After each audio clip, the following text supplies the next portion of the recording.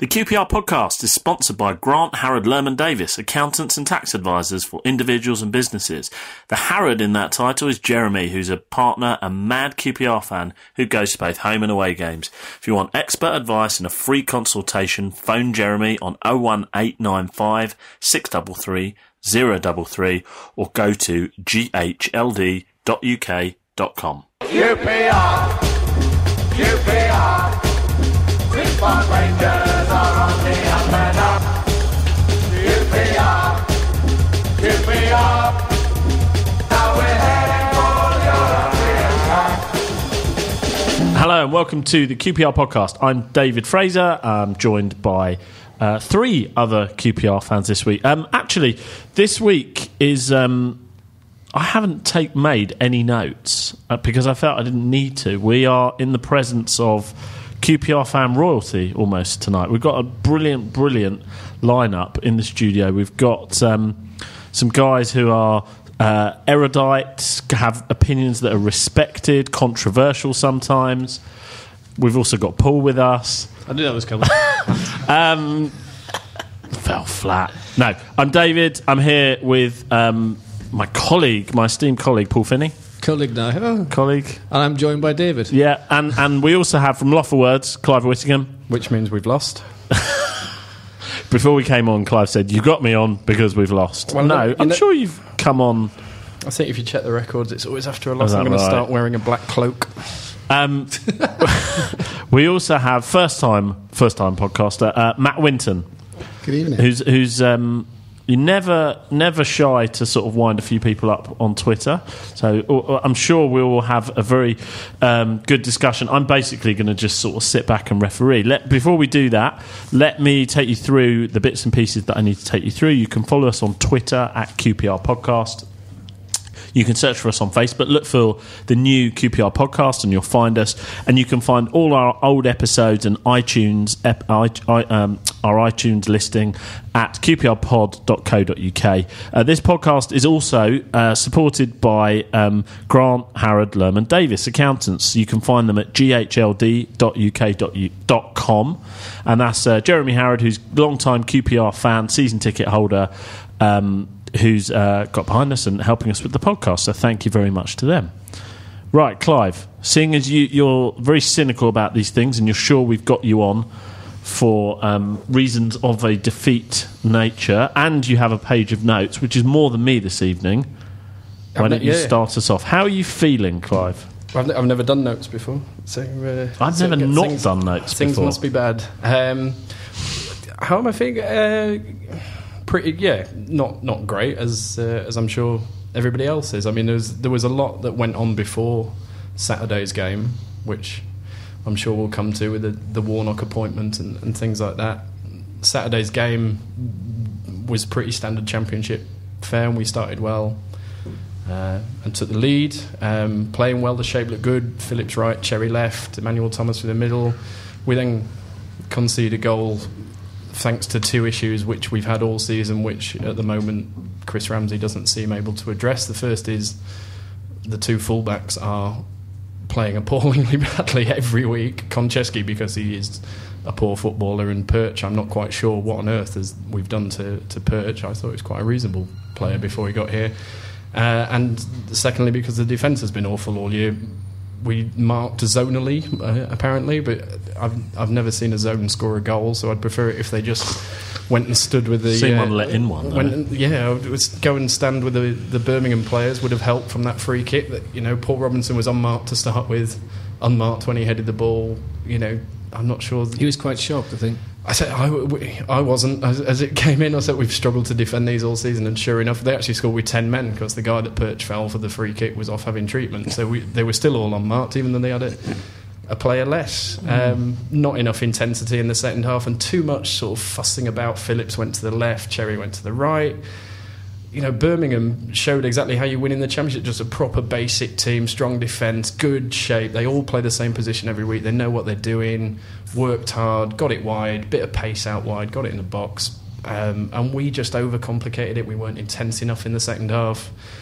Substitution's probably worth another discussion. And, QPR made a big deal out of it possibly not being a penalty after the game. But for me, if Leroy Fer, who we're all jolly excited about staying, and his presence, along with a couple of others, is meant to be raising the expectations. He got caught messing about 30 yards from his own goal, gave the ball away, and then Konchesky, again, having spent the entire game fouling his man, decided on this occasion he was going to stand off and let him cross the ball. So I think it's a bit, you can't really accuse a referee of costing you a game when you're making mistakes like that. Don't give the ball away, it's not a penalty, is it? So yeah, all in all, not terrific. Matt? Yeah, I wasn't at the game, armchair fan, but I think that, the manager's not learning, it's obvious. Do you think that? Yeah, I mean, it's, you can't keep making the same mistakes every week. And when you say the same mistakes, what are those same mistakes? Well, the game management, I think, is the biggest issue. I think he looks like he goes into the game where he knows before the kick-off what substitutions he's going to make. And I think that there's not enough imagination. On the other hand, I think that it's entirely unfair, the situation that has been forced on the manager. And I think that the problems don't date back to this season. The problems date back to his appointment and what the club was looking to achieve when they appointed Ramsey. They had a great chance to stay in the Premier League back in January last year, February. Sorry to diverse from the Birmingham game itself, but and I think that they appointed Ramsey for whatever reason, and that his appointment was an admission of relegation, not because he's not a great coach, but because they had a chance to appoint there was clearly an imbalanced squad in January. They didn't address that in the transfer window, and they waited till February the 1st to appoint Ramsey, so they had no option to address the squad issue under new management. And I don't know what the appointment of Ramsey was hoping to achieve other than a long-term project. Well, that's the line from the club, isn't it? That it's a long-term project, and therefore... Well, it was the line until last Wednesday, when Uncle Tony came back. Paul, but let's we'll come on to the obvious Neil Warnock-shaped elephant in the room in a minute. Paul, Saturday? Very quiet elephant. I'd like to see... Talking about Neil, I could just imagine Neil with Chris going in and just watching him being very quiet and not having an opinion at all, and just letting it all go over his head and just observing. Not a hope. Saturday was my daughter's first proper away game. That was nice. I had to watch the game sober because she doesn't like pubs too much. Met Clive, had a couple of drinks with Clive. It was all very nice. I do like pubs. She let me have 2, and that was I'm never bringing her again. I'm not watching QPR sober. I've done it a few times. It's not good. It's not nice. And as Paul Hull's always got to say, never let 90 minutes ruin a good day out. And we were discussing this in the pub earlier on. The away days are brilliant, but rages will always ruin it at some point. But to be fair, it's the same thing. I know everyone says transition and everything else, and I think the fans were doing fine with that. Fans get blamed for a lot, but at the start of the season it was like, be patient. And as Clive said earlier on, not to take credit for it, so we're playing Doherty, we're playing Furlong, we're playing youngsters. Fans would be patient. We're playing solid but would players. they? Do you think they would, Paul? Really? I think they'd have to be, because we would have to have a direction, because then it would show we're trying to get the debt down, we're trying to do the right thing, we're trying to move forward. They've got a 4-year, 5-year destiny of the new ground, new training ground, whatever they say, and we've got to go with it, apparently. But this way we keep messing up debt, gets going higher. We can't even get it. We're going to come to this stage where we can't even compete in the Championship against a team like Birmingham, which cost... But we are competing in the Championship. We're competing in the sense that we are winning some games, but the performances at Birmingham and at Fulham are unacceptable at any level. But hold on, just spinning this. Birmingham and Fulham are quite big clubs in the scheme of football. I think the problem is... Sheffield United is a big club, but when they beat us as well. Carry on. Birmingham are, short of... They were only a Gianni Palladini short of becoming going back to the old days, Birmingham. If he'd have got... No, but what I'm saying is, sorry, Matt, we should be able to go there and compete. We should be able... The performances aren't good enough. Whatever way you look at it, you can't spin it. The performances are not good enough. Whose fault is that? Is it because there's no leadership at the club? Do we even know who's running the club? Is Fernandes running the club? Is Ruben running the club? Is Ferdinand the manager? Is Ramsey the manager? There's all this going on. Charlie Austin's tweet to looking forward to looking with Neil Warnock. Yeah, it's ridiculous. What did that mean? There's all these subplots going on, and the biggest main plot is that we're not actually going anywhere. We're not actually going to achieve anything at the end of the season. Come January, we're going to put someone else in charge, and we're going to throw a load more players. Do you think again. that'll happen? Yeah, I don't think Ramsey can hold the fans. I don't even think we'll get that far. Be serious, Clive. If you were there now, was there Saturday? Well, I don't think we didn't compete. I think that's fairly. The only game we haven't not the only game we've not competed in this year was the Fulham disaster. And Okay, competing for like things like headers and stuff does help when you got the forward stand in your box. That's what I mean. Yeah, I'm not going to pretend the performance was any good. I think we've got to discuss now the fact that the head coach was undermined on 3 separate occasions in the 3 days leading up to, including 2 hours before. Ridiculous. Before the kickoff, you've got Tony Fernandes putting a message out on Wednesday, which is contrary to everything the club has said so far. The club has stuck to a united party line, whether people agree with it or not, that we are going to consolidate and it is going to be steady this season. And then you've got Fernandes, who has deliberately taken a backseat for the better, turning up and saying, oh yeah, well, this is basically, in not so many words, so this is all well and good and it might be all right, but promotion is absolutely everything to me. So that's Wednesday. Thursday, I'm not quite sure what Les wanted to achieve by saying Ramsey's got to up his game, but that is just a headline writer's dream. And to do it on the club's own in-house show, that's the sort of thing that you let slip to a journalist and a journalist builds up into a headline. That's how that usually happens. To do it on the club's own in-house thing, again, ramping the pressure, it's not helpful. And then the timing of the Warnock announcement, I cannot possibly believe that the media team didn't advise against that, because 2 hours before that game, you needed a modicum. The fans were already on the turn. You only needed a modicum of something to go wrong on Saturday, and it was inevitable that it would be chance for Neil Warnock, chance you don't know what you do, and that's exactly what happened. The thing was, it was off the back of a 2-week international break, which makes it an even more ridiculous bit of news that they had a whole period of no footballing news for 2 weeks, and then they dropped that 2 hours before a game as fans were arriving in Birmingham. The lynch mob, as some of them are at the moment, and I think this goes back. I didn't travel. I was saying frustrated mob, not lynch mob. Okay, frustrated mob. I think the issue is, I remember when Holloway... Matt's closer to the truth. When Holloway came to the club in 2000 and whatever, 2 or 1 or 2001, I think, yeah. And he said that we shouldn't expect, because our name's Queen's Park Rangers, that we're going to go and beat every team in Division 1 back then. And I really think that that's something fans need to... because I look at playing teams like Birmingham, Fulham, however crap we might think they are now, that they are teams that we should take everyone with the utmost respect as fans and not expect to beat anyone in this league, not Rotherham, not anyone. And I think that doesn't help the situation, and I entirely blame, and I'm going to say, I don't care who's listening to this, even if Tony Fernandes is listening to this, I entirely blame Tony Fernandes and his predecessor Flavio Briatore for setting fans' expectations so unrealistically about building the brand. It's just the club is so far removed from what it is. It's a club that hasn't moved on since Jim Gregory left the club. The club has not improved its facilities. Loftus Road has got nothing other than a big screen to show, remember that boutique club yarn? It's a complete... For a while. I think the thing is, that goes back to what Chris Wright, administration, when Wasps got the training ground and we got nothing. We got separated, but somehow their administration was different to our administration. We actually got ripped off completely. Yeah. And we've been paying for that ever since by not having a training ground. And to be fair, even the one then wasn't that good, to be fair. But hang on, let me take you back to Warnock, seeing as we mentioned it. So we're not buying the party line that this was a Ferdinand/Ramsey appointment to bring in some sage advice, a senior head. I think even Paul Konchesky doesn't get sold as easy as that, to be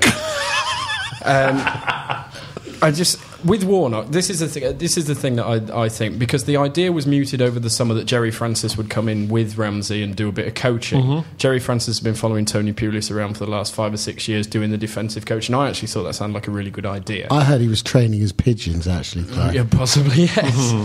Dougie Friedman takes Lenny Lawrence wherever he goes. Lenny Lawrence is the assistant at Forest now. So that idea that you're an up-and-coming manager with someone that's been there and seen it and done it is actually a reasonable idea, I think. But Francis and Lawrence have been out of the managerial game for years, decades even. They haven't had a number one job. There's no threat there. Warnock was a Premier League manager this time 6 last months ago, year. yeah. Okay, so that's the first thing I say is it undermines the guy because Warnock, he's not... The second thing is, Warnock wasn't a coach even when he was a manager.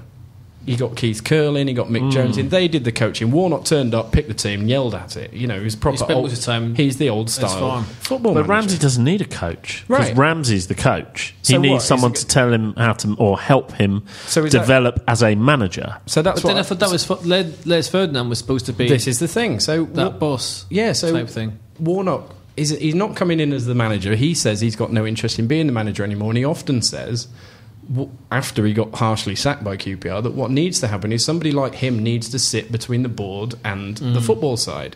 Again, fair enough. I thought that's what Les Ferdinand was doing. So it just looks set up for Warnock to come in and replace Ferdinand, and then somebody, possibly Sean Derry, to come in and replace Ramsey.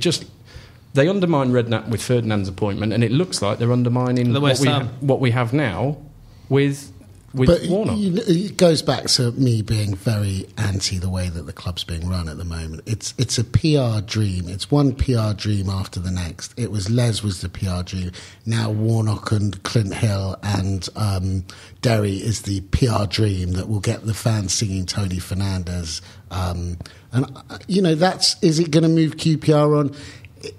It might do, but the reality is, has any of these appointments worked to date? Is there any confidence that, the club needs to... I don't know. I think, we go up, we've got Sandro, we've got Fur, maybe we'll stay up, but maybe we'll go and spunk another 100 mil and get relegated bottom place again. I think also the problem is how Tony hypes up the managers. And when Mike Rigg came, I know you don't like me talking about Mike Rigg, you don't think it's relevant, but it is he said, if this man doesn't take QPR forward, if he doesn't do things the right way, I'm sticking my reputation. If it doesn't work, I will resign. Well, Mike Rigg didn't work, and Tony didn't resign. And I think he hypes people up. I don't think he does it in a nasty way. He just believes at that time that is the right person, and he gets sold into this dream. 9 months later, as I said on Twitter earlier on, as we said in the pub, Les Ferdinand was in the stands at West Ham last year. That means, see you later, Harry. Harry's first thing was, we go to West Ham, try and get a player on loan. We can't take a player back. And Redknapp was sitting there going, because he doesn't know what he's doing, that's why he need me. And sometimes I think is it crueler to do what he's doing to Chris Ramsey and keep them there, where the fans have clearly turned, he's lost the fans, there's no way he's going to get the fans back, unless we go on a 19 run unbeaten thing. There's always a way to get the fans back. It's pretty vicious. I mean, it is pretty vicious. It's really vicious. Ramsey's not doing himself any favours. You can't undermine a guy that's doing a wonderful job. Let's not pretend that he's doing a wonderful job. But you can undermine a guy who was brought in to do youth, taken off youth, put in to being the first team manager, who wasn't expecting to be in the first place. And you can also, having spent all summer saying long-term plan, building a platform, to then be giving up 8 months into his reign and actually only 3 months in to his reign with his team. And we've actually, 1-4, drawn 3, lost 4? It's not exactly disastrous, panic stations, is it? No. I think I go back to it's performance related. Fulham was unacceptable. As in, I don't expect to go to Fulham and win. I don't expect to go to Burnley and win. But you expect to go and give it a freaking go. Every time we've been to Fulham previously, it's been much of the same. Well, 1981, 82 or so we won. Fulham tankers every time lately. Yeah, but the thing is, we haven't won a London derby, and I mean, the record in London derbies is astonishing. Well, this comes consistent to something. This comes back to the idea that the manager isn't the problem, and this will be the theme for the rest of the programme. I think the decade. Never mind the programme. We have been beaten solidly, early, massively in London derbies constantly since Tony Fernandez arrived. Mark Hughes lost 6-0 at Chelsea. Neil Warnock lost 6-1 at Chelsea. So it's 6-0 at Fulham. Ramsey went 3-0 down at half-time at Palace and has now lost 4-0 at Fulham. Redknapp lost London derbies. We lost 4-0 at Tottenham. The manager's not the problem. Yeah, the club, the structure of the club's the problem. Okay, we are definitely going to come back to this. We've got an interview that's waiting for us, a relevant one. He's on the podcast a lot, and we're really grateful to have him, which is Kevin Gallen. But, of course, Kevin now has a job at MK Dons. He's a scout, and we're playing them on Saturday. So who better to talk to? Do we want cheering up? Hopefully cheer us up. Be nice, wouldn't it? Then Kevin, here he is. Kev, thanks for joining us. Before we ask you about MK and Saturday and all the rest of it, try and cheer us up from Saturday. We've just spent 15 minutes in misery here talking about the Birmingham game. What's your take on it? Are we live now? We're recording. We pressed record. Oh, okay. Oh, from the game on Saturday, QPR game. Well, I only seen the highlights, so look, just can't. You can't keep conceding goals and expect to win games. Simple as that. I see the goals. I don't really think the second one was a penalty, but the first goal is a poor goal to give away. It's just a ball in the box. I think it's Konchesky's let Paul Robinson go on the run, got across him, and he's headed in unchallenged, unmarked. So, when you're 1-0 up away from home, you want to keep it as tight as possible and hopefully get a clean sheet and you win the game. It didn't happen. Second goal, I'm not too sure. I didn't really see it clear, but from what everyone's saying, it wasn't a penalty. So, when your luck's going a little bit against you and things are going wrong, these sort of things happen. But, we need to, as QPR as a club, need to stop conceding goals. And we've talked about the game, but the sort of other main news point from this week has been the appointment of Neil Warnock to the coaching staff. That was a bolt out of the blue completely. I didn't expect that. Blast. I didn't expect, for what Les said, a few days before about Ramsey needs to step up the game. That was another bolt out of the blue. So, I feel a little bit for Ramsey because of the fact of the matter is, what hasn't helped him is that all the players that were supposed to have left have stayed, and expectation has risen, and probably rightly so. And it hasn't, and his remit probably was to rebuild. But as you know, the club's massively in debt. The damage was done years ago with overspending, and the chairman obviously thinks, well, we've got the biggest budget in the league, we should be in the top 6. And that's the pressure of managing QPR and the expectation. Kevin, it's Paul Finney here. Hi.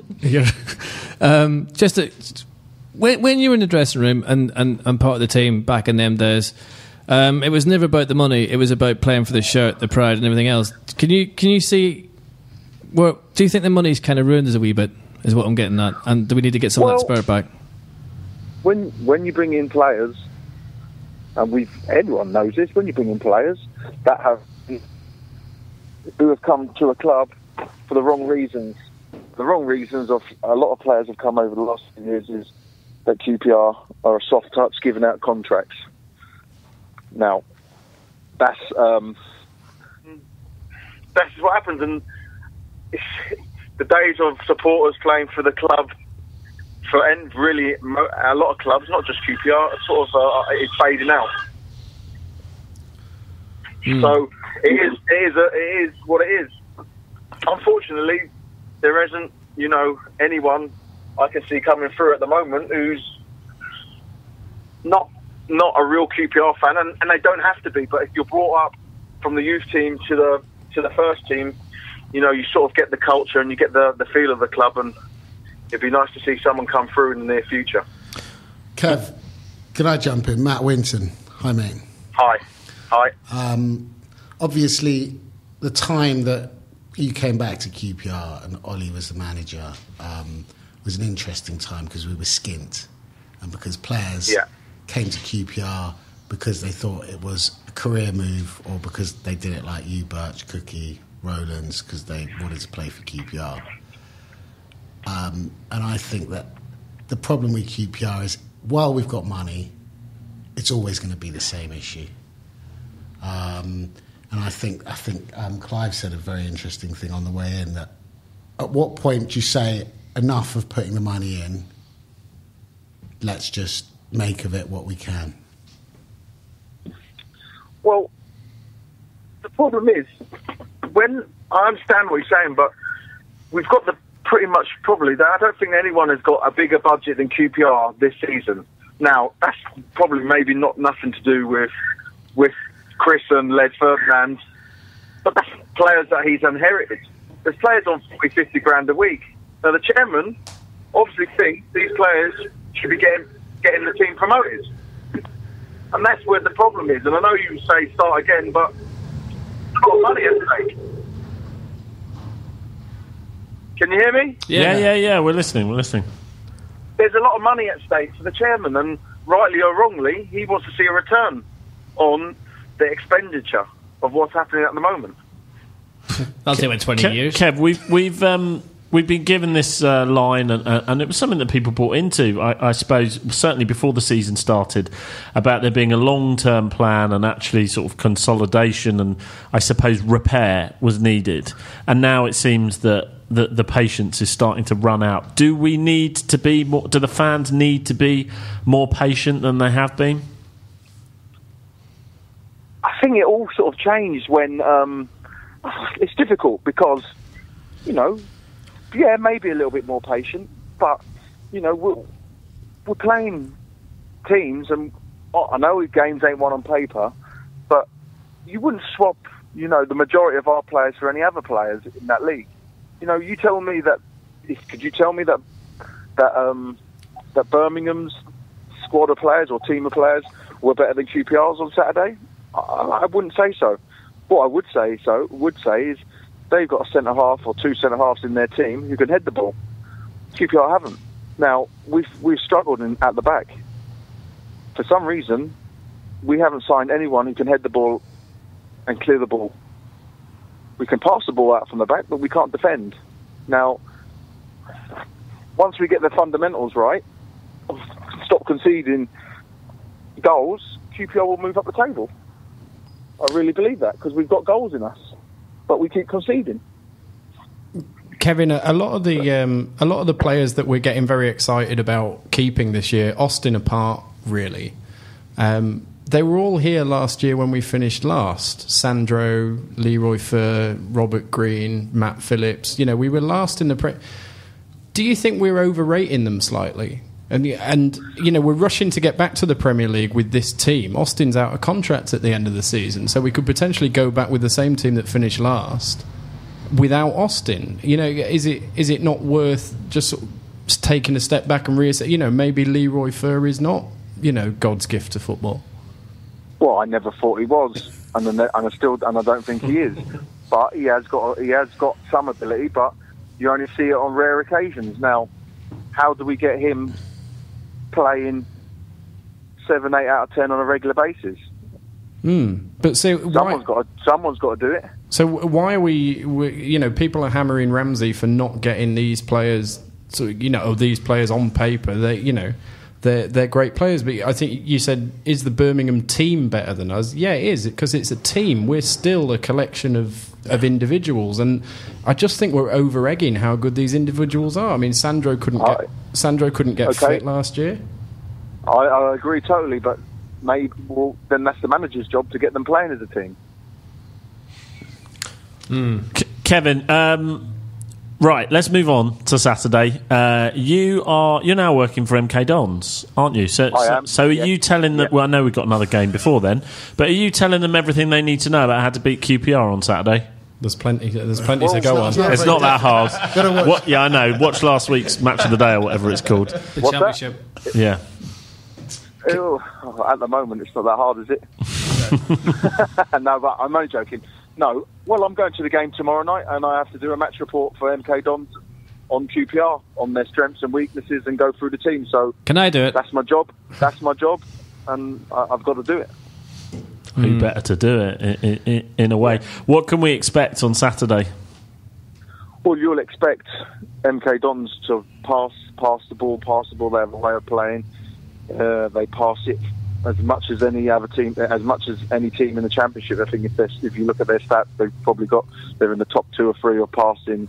So they'll try and pass it. I'll expect them to try and keep the QPR crowd as quiet as possible, to try and frustrate by keeping the ball, and then depends what happens tomorrow night. Then I think the plan would be for, and would be for MK Dons to keep it as quiet as possible and try and frustrate and get the crowd sort of on and putting pressure on their own team, which, that's sort of a game plan for most teams when they come to QPR, to try and keep the crowd as quiet as possible and frustrate them.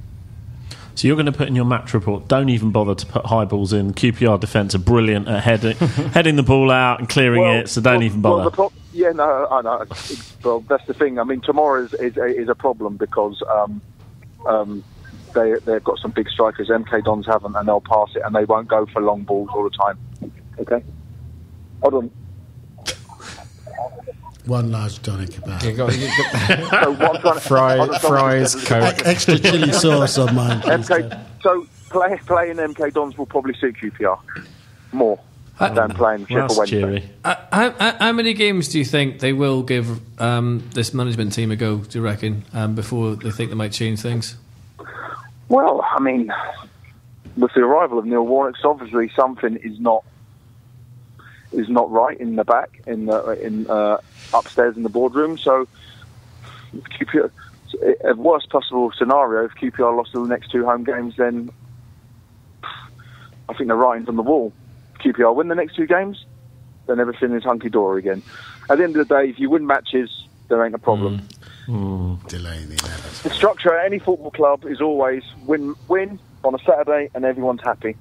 You lose, no one cares what goes on Tuesday morning at 11 o'clock in training. People turn up at Loftus Road 3 o'clock to get entertained and to see QPR win matches, and that is the main thing.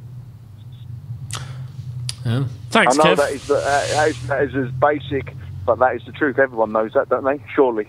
Of course. Well, look, hopefully we've got 2 home games coming up, so hopefully we'll get a couple. I'll be there tomorrow night. I want to see QPR do really well, because not only as a supporter, but also my brother works there, and it's important for him to do well as well. So, of course. Well, hopefully you're reporting on a big victory tomorrow night.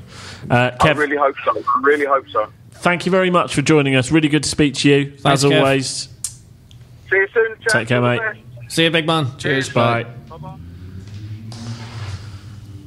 So if we win, Kevin says if we lose the next 2 games, it could be curtains, as they say, for the manager. Do we agree with that? I think the Brentford game's looming pretty large. I don't think we'll do particularly well against Sheffield Wednesday. I went and watched them at Brentford a couple of weeks ago. I think they've got a lot about them that's going to cause us problems, including 2 massive geezers up front.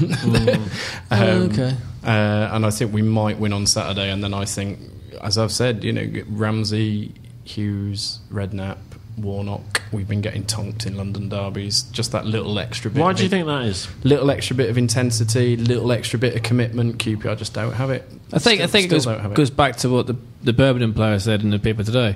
We're a team of individuals. Was discussed earlier on. And that's why if you can't raise your game for London derby, we did. We beat Chelsea. That was when Warnock was there, which I'm sure he's going to point at. And things that I just don't think. Yeah, that was one time we actually did seem to understand what it was all about. Yeah, but that's why I think Fulham beat us repeatedly, because they take it seriously. It means a lot to them and their fans, and we don't. I don't think our players take those games as seriously. They don't want to beat the likes of Fulham for kind and of local every time we've gone there, we've been in a state of flux, because we're always in a state of flux. We're always in a state of flux. Exactly. So will anything ever change unless we actually? No. So surely, as long as we're not in serious danger of going down, should we not just give this management team a go? Yes. Interesting. Well, it depends on how much money the wage bills are mounting up. As Kevin says, whether we like it or not, it's a huge wage bill, which means the debt's going to go up and up and up. And it depends on whether the board are going to be brave and see this plan through, knowing that money's going to take longer to pay back. That debt and wage bill has been accrued while spending 3 of the last 4 years in the Premier League with the television money. And that's frightening. Right. That is frightening. So we are in a rush to get back to the Premier League now with a team that patently isn't ready, because it finished last season and it's probably going to lose its best player this summer. We're in a rush to get back to the television. All we will do when we get there is spend the television money and more on more players, more wages, more agents, and we will come back in greater debt. We're 200 million now. They will go up, they will blow, because the team's not ready. And they're not going to say, right, we're going to bank the money, we're going to finish last, we're going to come back and we're going to bounce back. They'll spend it all on players, because that's not what they've going to done. happen, Clive. This team is not going back up this season. No, There's but way. that's clearly what they're suggesting it should. I know it's the strategy, but It could easily get in the playoffs because it's not a brilliant league. The you know, Championship if is good. Austin can drag them over the line like he did 2 years ago, maybe. But I just don't think that this team's got what it takes to get out the Championship, which is work rate, commitment, die for the shirt. And you know, you could put the problem facing Warnock is he did very well last time here. He surpassed expectations totally. Can he do it again? I think it's very, very difficult. Goose is cooked, isn't it? Might Yeah. actually be for the best if we don't. Like I say, if we go back to the Premier League and just layer another load of massive earners and things on, we're just going to come back in more debt. Like this debt has been accrued while we've been in the Premier League.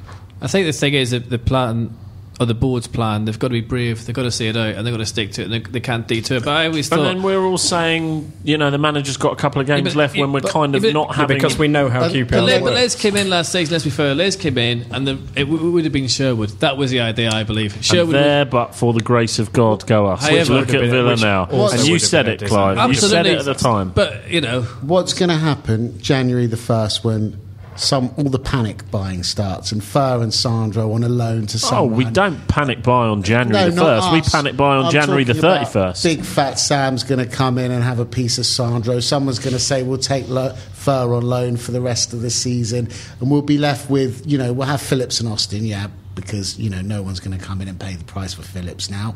Austin might as well stick to it. There's no point selling Austin if he can stay fit for the season. And we're going to have to reassess again in January and reset our expectations at board level then. But do you think Sandro and Fer are going to be the difference as to how we finish this season? I don't think Of Phillips course and they're not. Austin will be. But Exactly. but I think that is the problem that the club faces today, and is the level of expectation by the fans, by the owners, just based on names. And you know, names don't win games, teams do, and it's boring. And it goes back to what Holloway said in 2001: we shouldn't take anything for granted. I agree, Matt, but sorry, go on. sometimes... And we beat Brentford in 2002. We used to win those London derbies. But what we need characters. We need we need a new Gareth Ainsworth. We need a new Kevin Gallant. We need people to come in, and those people cared about the shirt. but you know, I know you're pissing the wind with that, but I'm just saying, we need someone to lighten up. That dressing room needs to be lightened up. I hate to say something's this, wrong. we need to go skint. That's what we need to We're giving do. it a go. I know, but we need to. The only way QPR will heal is by going skint and starting again with people that love the club behind it. And then We'll achieve more with 1 million than we will with 100 million. 100%. We've wasted 200 million. You know, it goes back to the thing. We are exactly we're exactly the same team. We're exactly the same infrastructure that Jim Gregory left behind 30 years ago, apart from players Well, on. I was going to ask you about this, Matt, and I know you're potentially going to be the first person ever to leave the podcast whilst we're recording. Pretty good I've got excuse. the longest journey home. You're going. Do you live on the Isle of Yeah, I Wight? do. So we're recording in Farringdon tonight. What zone's it's that in? 8:15. In Farringdon at 8:15, and you have to get the 9:45 ferry. 10:45 last ferry home. I've told the missus. I told the missus I was still at work. She'd go mad if she knew I was doing this. It's a bit like the bloke in the. doesn't subscribe, does she? Yeah. I hope not. She's not on Twitter, I hope. Well, so what I was going to ask you then before you go is, you obviously, we all know you and your family have been involved at various points in the club throughout the years, and at one time, I guess it was that sort of period 10, 15 years ago, quite involved. What are your observations on the key differences in how the club has been run throughout those periods? I just find that in times of adversity, that's when QPR shows its real togetherness. And I think that what I enjoyed most about the time I was involved with the club was the players loved the club, the manager loved the club, and it created this sort of camaraderie between that. There wasn't, the players felt like they were fans, and the fans were close to the players. And I think that it's very, very sad because the players don't give a monkeys. And it's creating this thing where the fans are aggravated because they know the players don't give a monkeys. And there's now, I mean, I don't go a lot, but I can tell from what everyone else says, it's a terrible atmosphere. I don't go a lot because of what the club has become today. And you think we need to go skint to Yeah, almost the only- to rediscover? And I can promise you one thing: we will go skint. Get yourselves ready, because this club there's no way back financially for this club. Well, I only Not hope- inviting you on again. Yeah, there you No, go. I'm joking, That's I'm a good way joking, to- I'm This is reasonably no. One thing I will say before Matt goes, not to embarrass him, but I do love the story about your father when the '67 we won the cup, and he didn't obviously think we were going to win. No one thought we were going to win. What you take it up from there? No, I mean the club. My history with the club, really, the exciting bit, the best story is in 1967, where the club stayed at the Winton Hotel in Bayswater the night before the League Cup final, and they were staying there the next night, and they had a game on the Tuesday night, and they laid on no party to celebrate. So my old man, he went to where they laid it on, and they did the after party there, and Alex Stock went completely nuts because they had a game on Tuesday night, and they were all up in the bar. It's a great story, and being involved. There's a difference. It's a beautiful club, QPR. It's just a shame that it's lost its way. We're going to wrap up anyway. So we finish up with the R's End, which is kind of anything and everything that you Clive's haven't looking yet at his got notes, to but I say. haven't got to this We'll point let yet. Matt go first, because then he can go and catch his ferry. Matt, anything else that we haven't covered tonight that you think we should have?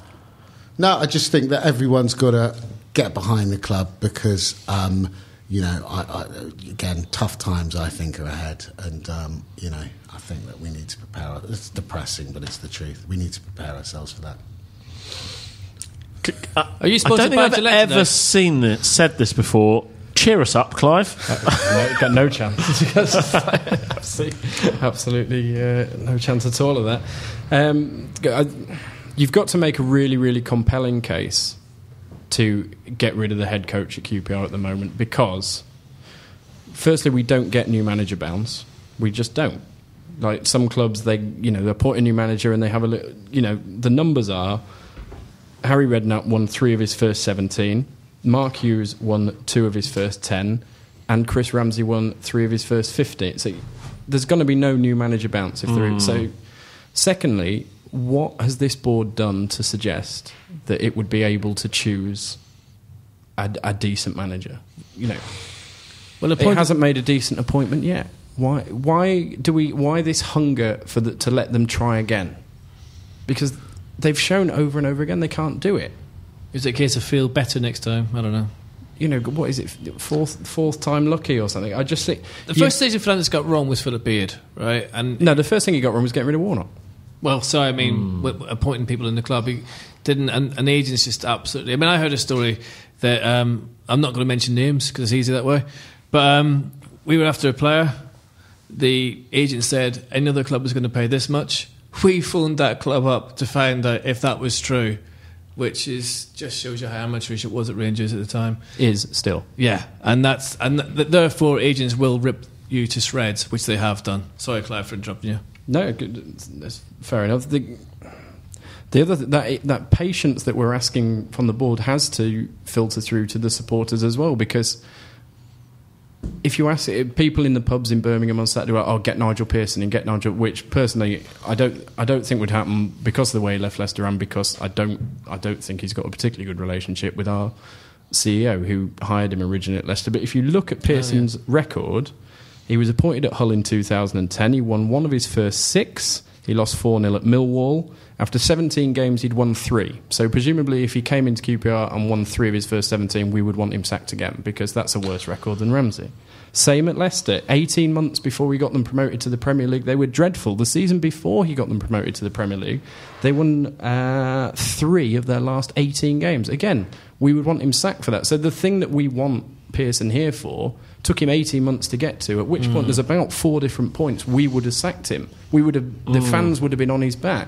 So it's all very well sort of asking the board, saying we should be patient and whatever, but I don't think the fans are that patient. And you saw what happened to Seb Poulter on Saturday, which was going to be my R's End, which was absolutely disgraceful. Well, I'll do a very quick R's End because it's following on from that. Please, patience. That is all. This is a well-worn narrative now that the problem at the club is not whoever is particularly managing us, it's the system, it's the way that the club's set up. Ferdinand and Ramsey their remit is to fix it. Now, whether they are or aren't, we've always said patience. We're not going to go down this season. We're not going to go up. So if we accept, I know that's not particularly aspirational, but if we accept that, I think just give them a go. We're going to win some. We're going to lose some. It's not always going to be pretty. There's going to be games like the Fulham game where we're not going to be happy. But you know what? We haven't done this for 5 years. We haven't actually let anybody get on with it for a while. Let's let them get on with it and see where we get to. Paul? Just got on that for a second. It wasn't always that way, because I mean, my daughter was born in 2001. We lost 4-1 Danny City's debut against Peterborough, I believe, if I'm not mistaken. He got sent off. Yeah, and people accepted them sort of defeats, them deaths, because they knew that everyone was trying. They knew they had faith in the team could get it right. You might not like getting tongued, you might not like getting beat, but we hadn't a lot of money. We didn't do things madly. I think the players need to if players are playing for the manager, then it's possibly to get him sacked, because they're not. They need to step up for them. If Les Ferdinand says Ramsey to step up, I tell you what, the players need to step up and protect him a wee bit as well, because they're letting them down badly, and it's not good. My odds in this show is pretty simple. I met a fella who travelled down from Carlisle with his son Martin Beattie and his son Chris, and they go to every game home and away. And that's a support I really like. The support is amazing for QPR. Saturday, I thought it was actually quite bad. Really bad. Seb Poulter, before he'd even touched the ball, he was only on for 4 minutes, and presumably we would like him to score an equaliser, because that would be a good thing. Although the guy behind you on Saturday, I believe, was saying, "I hope we don't score an equaliser, because then I can get stuck into Ramsey." Singing badly in my daughter's ear. And fair play to him. Look, I have no more right to have an opinion than anyone else as a QPR fan, but I find it bizarre that anyone doesn't want us to equalise, because they want to abuse the manager. Before Seb Poulter had even touched the ball on Saturday, he was getting some fierce abuse from the people behind us, and it was all about the fact he was German. Useless German this. Oh really? That's disappointing. Effing German this, effing Kraut, effing this, effing German. And it was all about him being German. And he hadn't even touched the ball. He didn't do himself many favours when he did come on. I'm not sure he's very good, but I'm sure. But there's no relevance. Is that not counterproductive? We want the guy to score an equaliser, don't we? How about we encourage him, and then afterwards we say, "Oh, Poulter's not very good." I couldn't agree more. Very quickly, in 2 results, Sheffield Wednesday, MK Dons, what they're going to be, Paul? Toxic if we lose both, but I'm thinking we should turn it around. And I think, Clive, you said it earlier on, if we do, Neil Warnock will get some credit, and Chris probably won't get the credit he deserves. I don't know what's going to happen. It's a mad mix, but of course I want us to win both games, and we should win both games. I'll go 1 win, 1 draw. Clive? Yeah, there does seem to be a weird thing where if it goes wrong, it's Ramsey's fault, and if it goes right, it's the players or somebody. I think we'll struggle against Sheffield Wednesday. Like I say, I saw them, liked them. I think we'll beat MK, and I think we'll get beat at Brentford, and that'll be his lot. And if you haven't killed yourself yet, carry on with it next week. It will be more cheery next week, because we'll be on the back of 2 victories, let's hope. Right, thank you very much for listening to the QPR Podcast. We shall see you next week. The QPR Podcast is a West 12 Media and Burble Media production. The QPR Podcast is sponsored by Grant Harrod Lerman Davis, accountants and tax advisors for individuals and businesses. The Harrod in that title is Jeremy, who's a partner and mad QPR fan who goes to both home and away games. If you want expert advice and a free consultation, phone Jeremy on 01895 633 033 or go to ghld.uk.com. QPR, Brisbane Rangers are on the up and up. QPR,